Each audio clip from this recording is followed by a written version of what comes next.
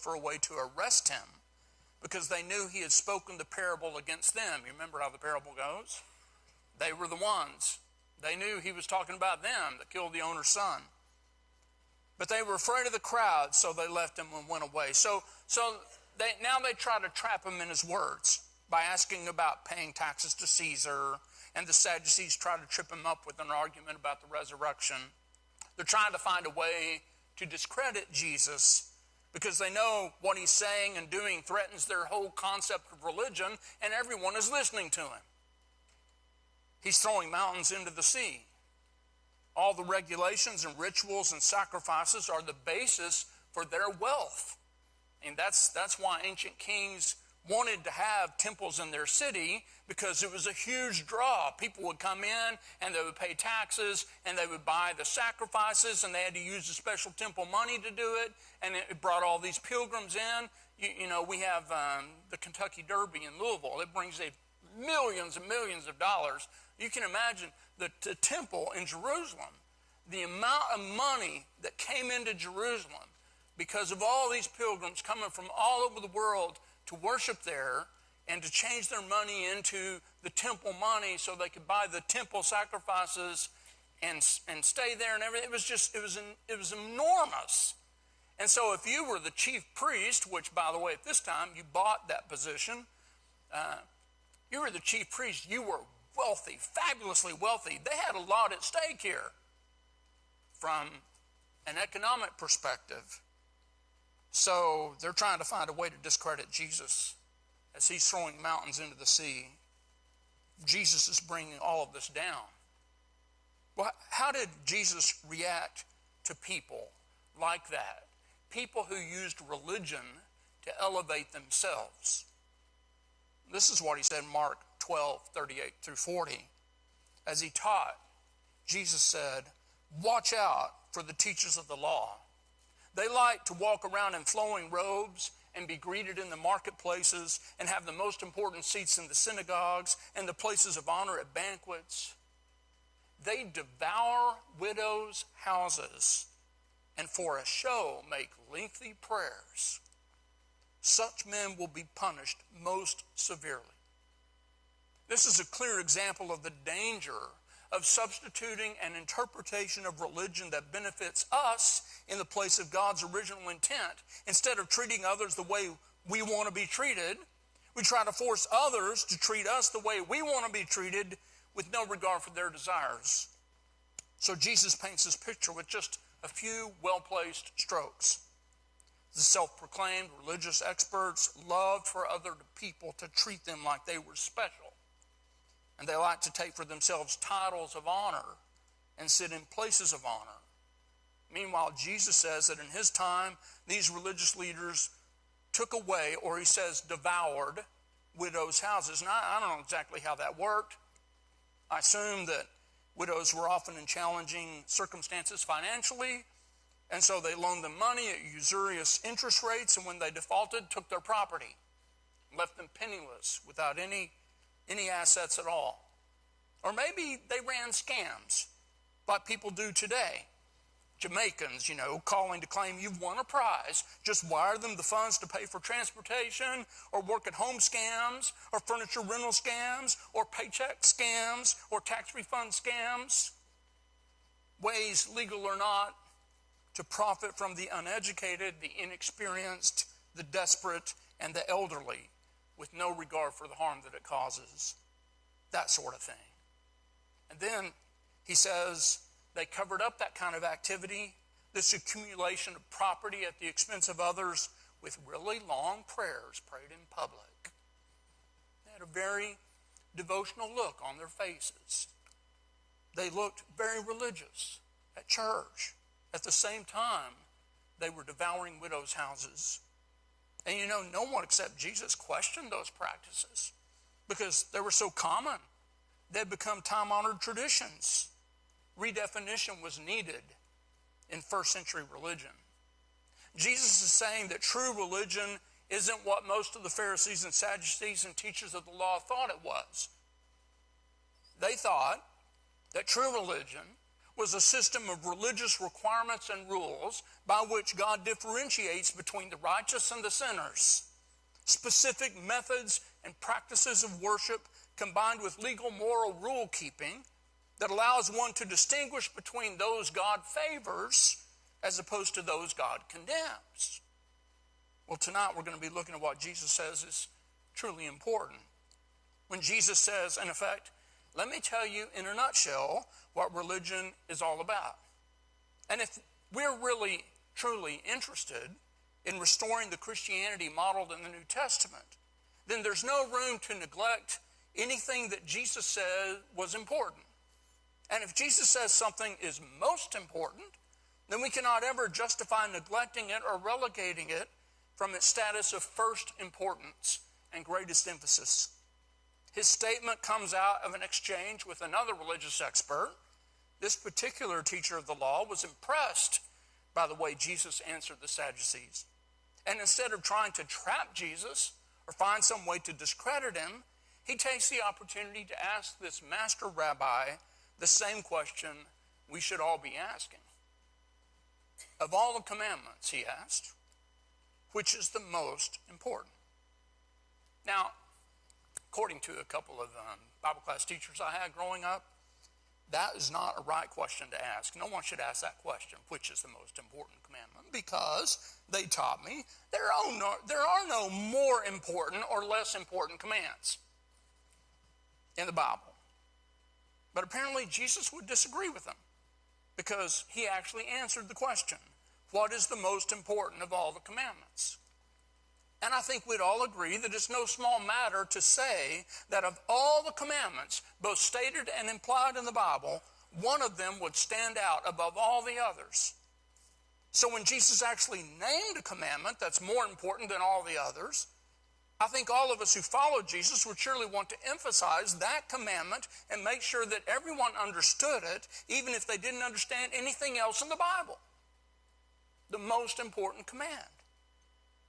Jesus said it was most important. And you know what comes next. You're Wednesday night Christians. You've read this all many, many times before. Mark 12, 29 and 30. The most important one, answered Jesus, is this. Hear, O Israel, the Lord our God, the Lord is one.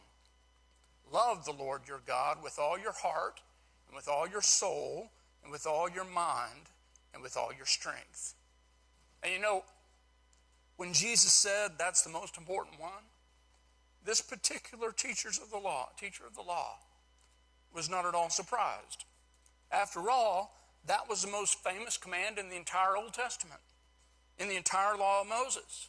In fact, twice a day, every Jewish man recited that command in their prayer.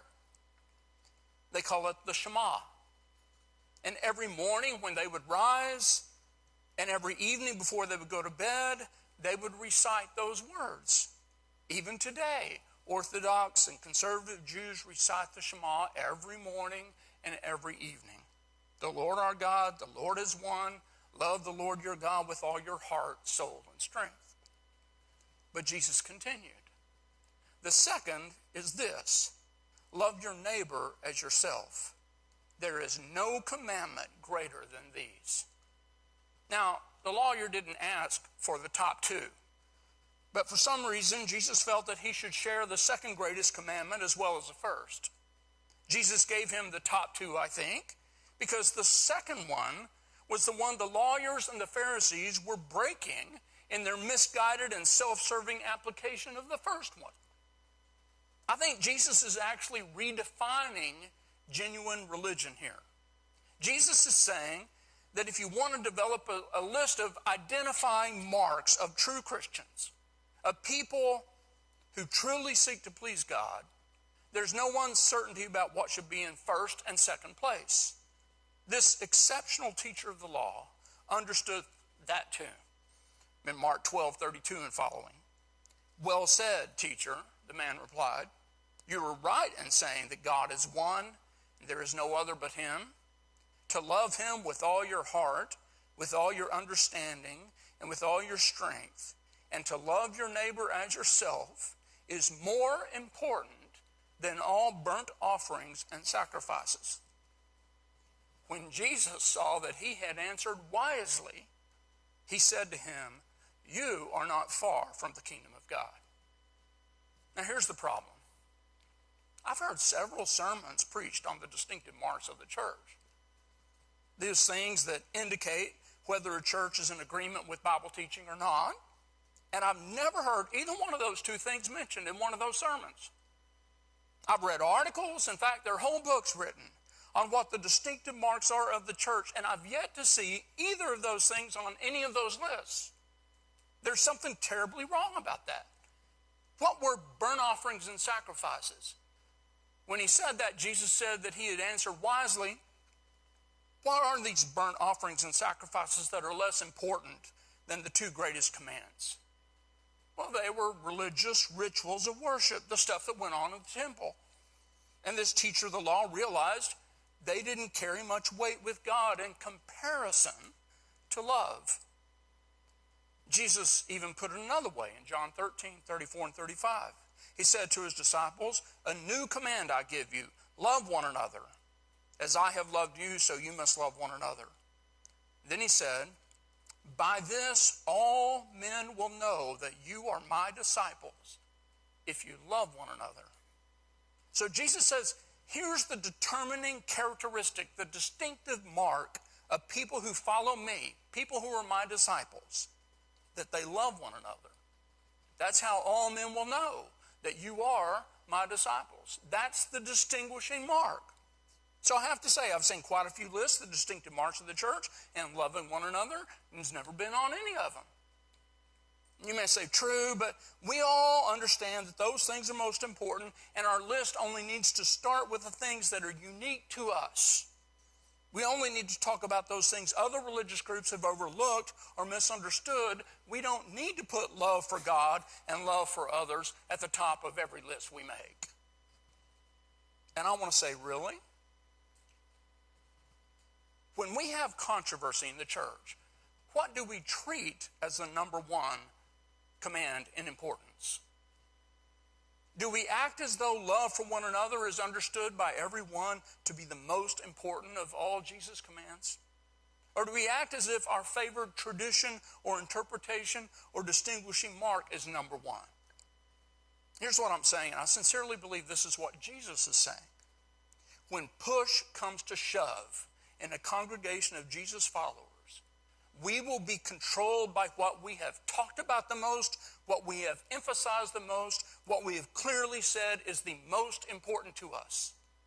We identify ourselves by the things that we emphasize the most, and our identity is wrapped up in those things we talk about the most. And if that is not love, then we're not aligned with God's plan for his people.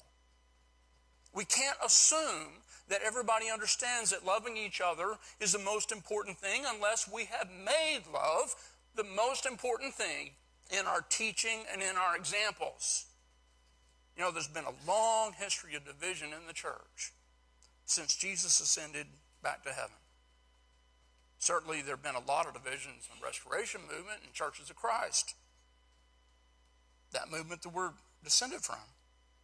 Individual congregations have experienced splits. In recent years especially, it seems like people have divided from churches off both ends of the spectrum. And many times it's been over differences in worship preferences. Some people have felt like there have been too many changes in worship, so we ought to go do things our way. And other people feel like there haven't been enough changes in worship, so we ought to go do things our way. One church I'm closely familiar with had 100 people leave their church and start a new congregation because they had changed some of the traditional ways they were doing the worship assemblies, and they didn't like it. 18 months later, 60 more people left because they weren't making as many changes as they thought ought to be made in that same church in the way that they worship. So here you have people breaking off from both ends of the spectrum. It's not changing enough, or it's changing too much. What I know about that church is love was not the first priority. When a church's priority list begins with anything other than love for one another, that church can only have unity as long as there's some way to force everyone into the same mold. Uniformity guarantees unity, I suppose. But you may have noticed this. Uniformity only exists among humans when it's imposed on them by powerful social or physical constraints. Things like communism, Nazism, or a cult. That's the only time you have uniformity among humans. That's the only way it ever exists. Because God didn't make us perfectly alike. He made us diverse. God gave different gifts to different ones of us. We have different perspectives. We have different backgrounds, different strengths, different weaknesses, different bodies. He made us diverse. If you're married, you know this about your marriage partner. She or he is not exactly the same as you. And that's a good thing. There are no two individuals that are exactly the same. He didn't make us uniform. He made us individuals. But in a community in which people are allowed to think for themselves and express opinions freely, in a community in which people are allowed and even encouraged to grow in knowledge and understanding, there are going to be diverse views. Long accepted beliefs and traditions will be questioned in a community like that, and different conclusions will be reached by different members in a community like that.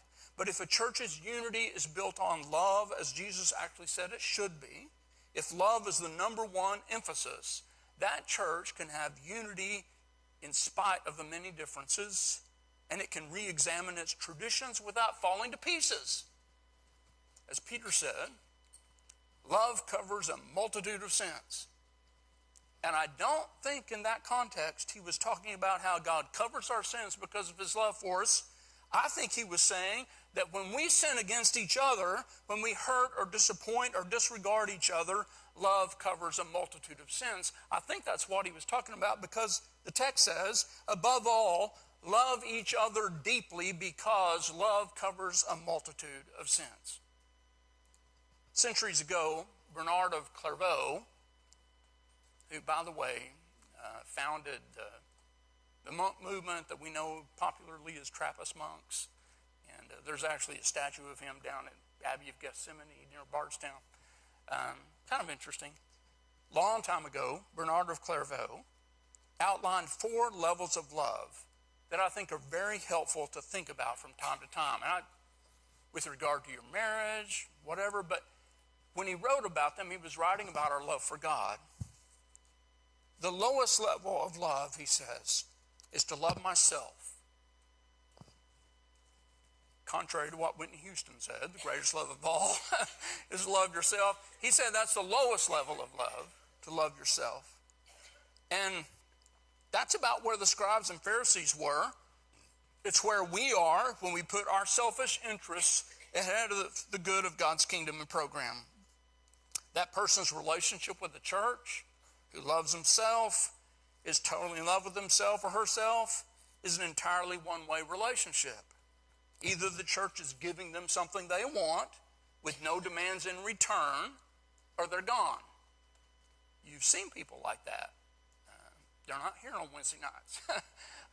People who just, only love themselves. The second level is not much better, because that's when I love you for my sake, for what you do for me. That's basically just using other people to get what I want. There are a lot of songs written about that kind of love as if it's some wonderful thing, but it's still not all that great. I love you, and what I really mean is I love me, so I want you. I like what you do for me. I like the benefits I get from you. In my relationship with God, many people never graduate beyond that level of love. I love God because he does all these good things for me, and he's going to get me in heaven after I die, and he's been so generous to me, and he's forgiven me my sins. I love him for what he does for me. That's how your employer loves you. He or she takes care of you as long as you make money for the business. That's a person whose only source of commitment to a church is that it meets his or her needs. This person realizes that the church and relationships with other Christians provides important benefits. I mean, you go to church, you're not married, you might meet someone to marry.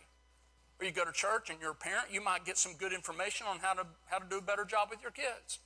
You go to church and And there are all kinds of benefits, social benefits, and maybe even business benefits. Maybe you do some networking at church. I go there because of what it does for me.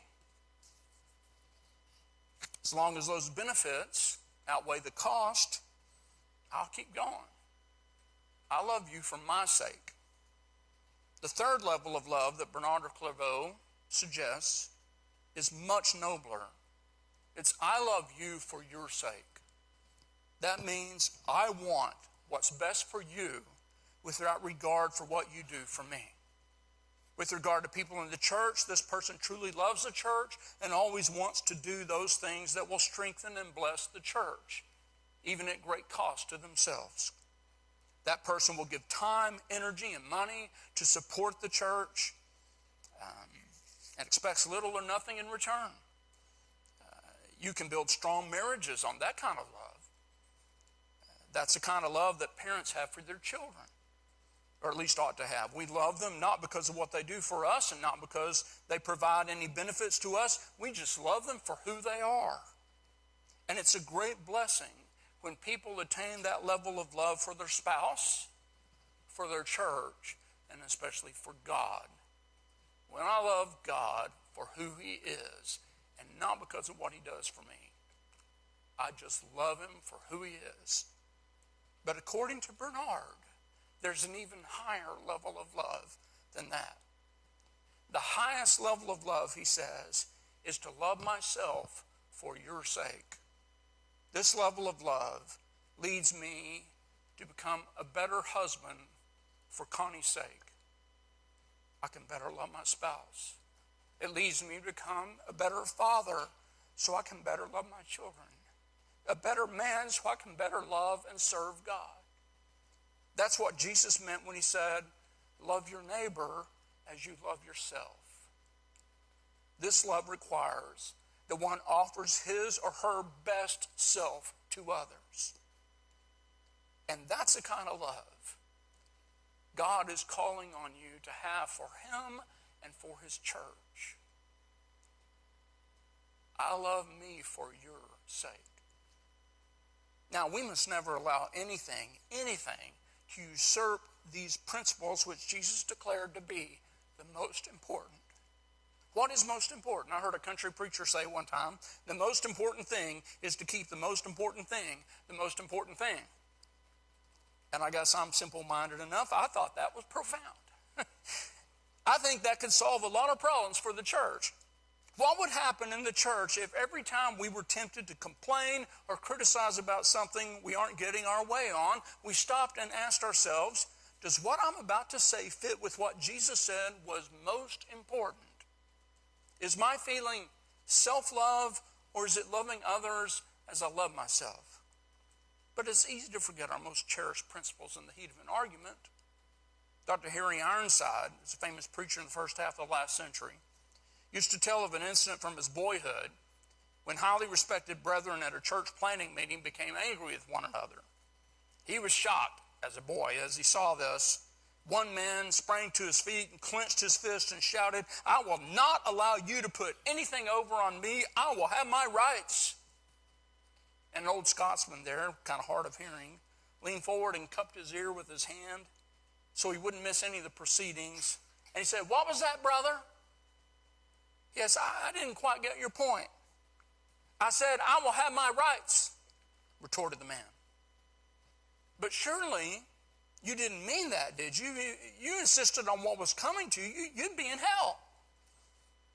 And Jesus didn't come to get his rights. He came to get his wrongs, and he got them. The wise old gentleman's words struck home. For a moment, the indignant protester stood there, and then tears started running down his cheeks, and he said, "Brethren, I've been all wrong. Handle this as you think is best." What is Jesus up to in you? What is he doing in you? What is he trying to do in you? I think he's teaching you to keep the main thing the main thing. Love God, love others. I want to look at another text. How are we doing here? Pretty good. It's John 15. What is Jesus up to in us? We're going to look at verses 1 through 8. I am the true vine, and my Father is a gardener. He cuts off every branch in me that bears no fruit, while every branch that does bear fruit he prunes, so that it will be even more fruitful. You are already clean because of the word I've spoken to you.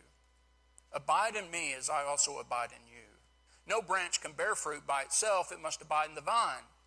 Neither can you bear fruit unless you abide in me. I am the vine, you are the branches. If you abide in me and I in you, you will bear much fruit. Apart from me, you can do nothing. If you do not abide in me, you're like a branch that is thrown away and withers. Such branches are picked up, thrown into the fire, and burned. If you abide in me and my words abide in you, ask whatever you wish, and it will be done for you. This is to my Father's glory, that you bear much fruit, showing yourselves to be my disciples. Now, think about that for a few minutes. That text is governed by a central image: vine, branches that bear fruit. Or, if they don't bear fruit, are cut off from the vine and thrown into the fire. So let's explore that for a minute. We, the branches, are, or ought to be, attached to Jesus the vine under the care of God the gardener. Why does Jesus choose this image? What exactly does he have in mind for you and for me? You know, as a rule, vegetation is not scintillating stuff. When Jesus compares himself to a plant and then invites us to imagine ourselves as its branches, there's something in us that resists. Something in me. A branch? Really? It's bad enough being sheep. He was talking about in John 10, you know, we're sheep and he's the shepherd. Even though Jesus is our good shepherd, we helplessly wander about in need of constant guidance. That's not very inspiring. Be a sheep. But now we're reduced to mindless foliage. In an American culture that prizes initiative, resourcefulness, ambition, life on the vine is a tough sell. What do branches do all day anyway? Plants are passive. Plants have no voice. Plants aren't able to do anything except plant themselves firmly in the dirt, wait for rain and sun to come their way, and grow. Growth. That's more like it. Growth is one aspect of this whole vegetation metaphor that we can get excited about. Growing sounds like doing something. We know we're meant to grow in our spiritual lives. An entire industry has sprung up dedicated to helping churches grow in size and influence. An entire industry. And if we're not growing, we're dying, right? Growing is the most important thing, right? But here's Jesus calling himself a plant and calling us the branches, and yet he never mentions the word grow, not even once. You're Wednesday night Christians, so you probably remember the vine God spoke about through Isaiah, in Isaiah 5 verse 4. What more was there to do for my vineyard that I've not done in it? When I expected it to yield grapes, why did it yield wild grapes? And this vine Jesus is talking about is just like it. The expectation is that we should bear fruit, the right kind of fruit. Jesus mentions fruitfulness 6 times in these first 8 verses of John 15. That's 6 more times than he says anything about growth. A church focused exclusively on growth can be a bit like the oceans of kudzu that cover portions of the U.S. Southeast. The sprawling vine, also not so affectionately known as foot-a-nighter, for its astounding capacity to spread, has growing down pat.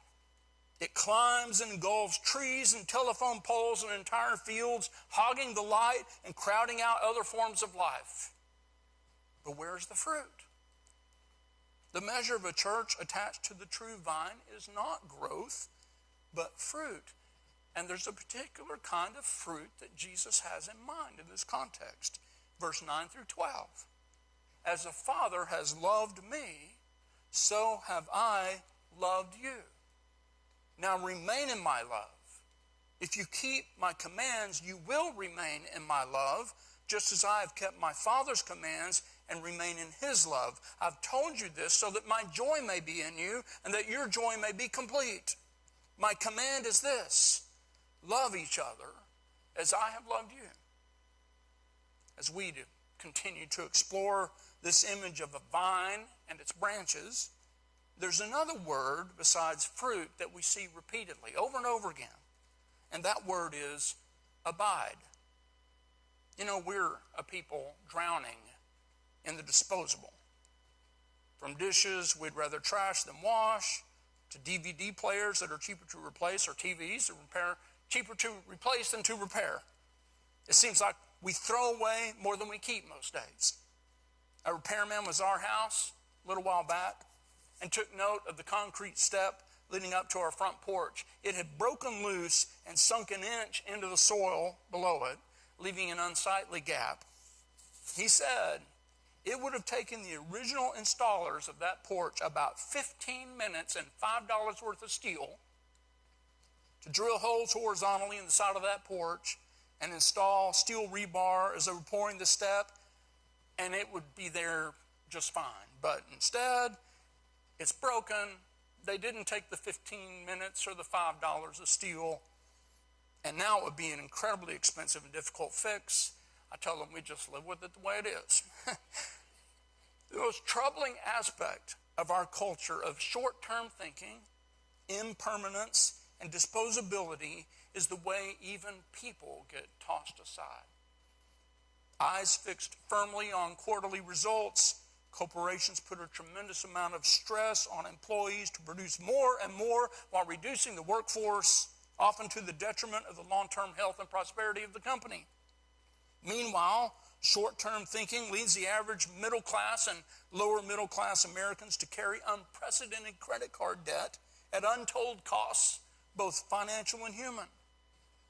Last statistics I saw, individuals with annual salaries of less than $35,000 a year averaged $5,400 in credit card debt on average.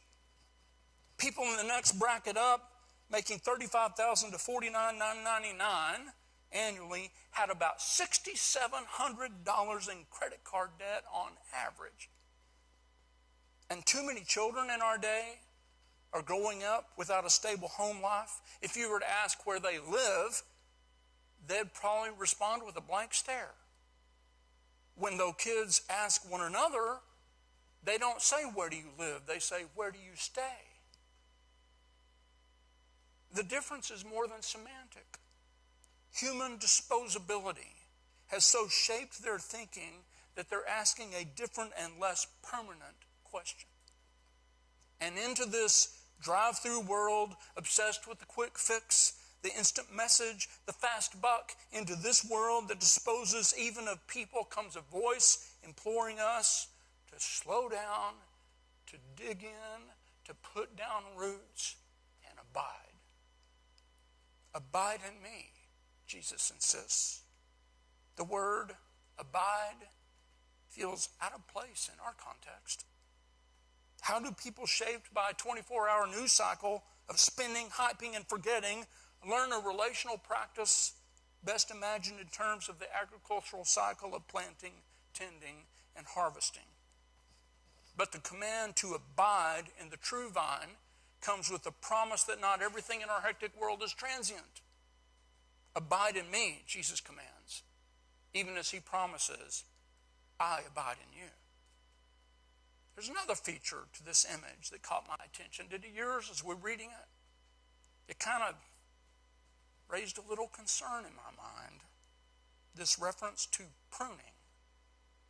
Seems like the cutting should be for the branches that don't bear fruit, but that's not how it actually works. The unfruitful parts are sliced just once and removed. But the ones that actually produce good works of love, verse 12, get cut again and again and again. He cuts off every branch in me that bears no fruit, while every branch that does bear fruit, he prunes so that it will be even more fruitful. Now, that may not sound fair, but it is life on the vine. Anyone who's been clipped cleanly by Jesus' message can testify that it can hurt. You are already clean, pruned, he says, because of the word I've spoken to you. That word, it prunes. As Hebrews 4:12 says, the word of God is alive and active, sharper than any double-edged sword. It penetrates even to dividing soul and spirit, joints and marrow. It judges the thoughts and attitudes of the heart. It gets in there where you'd rather not look. Goes right down in there and exposes it. Or Ephesians 6:17, the sword of the Spirit, which is the word of God. Or the image in Revelation 1 of the Son of Man, and coming out of his mouth was a sharp, double-edged sword. For those who dare to make a life project of going under the sharp knife of the word of Jesus, the first cut may be the deepest, but it's only the beginning. Each new submission to the blade of his mouth cuts us free and cleanses us to hear more clearly the next time. Put this way, it's hard to see what's in it for the branch. But Jesus points toward a larger agenda in chapter 15, verse 8. My Father is glorified by this, that you bear much fruit and be my disciples. That's who Jesus is. Love is the fruit, and verse 13, no one has greater love than this, to lay down one's life for one's friends. And we thank God that Jesus loved us so much as to call us his friends and lay down his life for us. But considering what Jesus is up to in you, as you were connected to the vine and abiding in him, as you were being pruned over and over again by that sharp sword coming out of his mouth, as you're examined and exposed, and as you abide in him and bear fruit in him and become more and more like him and follow his example of self-sacrificing love for God and others, then maybe another question ought to come to mind. A question we should all spend some time thinking about. How will I choose to lay down my life? No one has greater love than this, to lay down one's life for one's friends. How will I choose to lay down my life? You know, you're laying down your life. Maybe you're not doing it intentionally, but you're doing it. Day by day, week by week, month by month, year by year, every birthday that goes by, you're laying down your life. Are you doing it for your friends? Is it coming out of love? And is it bearing fruit that glorifies God? I'm supposed to offer an invitation. I don't know what that would look like for you if you were to respond to the invitation tonight. But I hope maybe you'll spend a few moments thinking about that question. How am I laying down my life? And does it look like love? If you're subject to the invitation, come while we stand and sing.